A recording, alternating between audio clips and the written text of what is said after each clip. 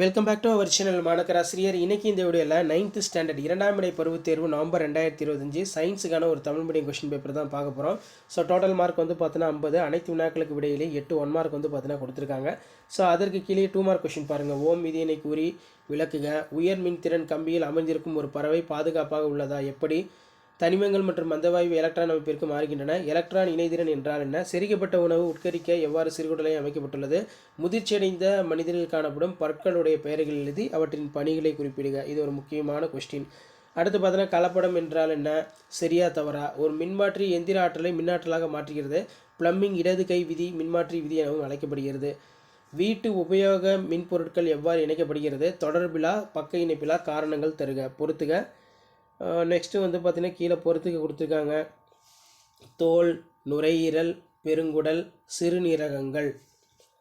அடுத்து பார்த்திங்கன்னா விரிவாக்கம். ISI, FBO, Agmark, FSI.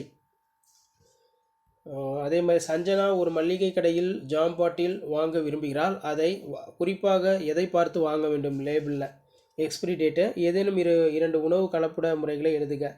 விரிவான விடையை கொடுத்துருக்காங்க. ஸோ இதில் பார்த்திங்கன்னா நமக்கு மின்விசை கோடுகள் என்றால் என்ன? அயனி சேர்மங்களுக்கும் சகப்பிணைப்பு சேர்மங்களுக்கும் இடையே உள்ள வேறுபாடு. முதிர்ச்சி அடைந்த மனிதனில் காணப்படும் பற்களின் பெயர்களை எழுதுக.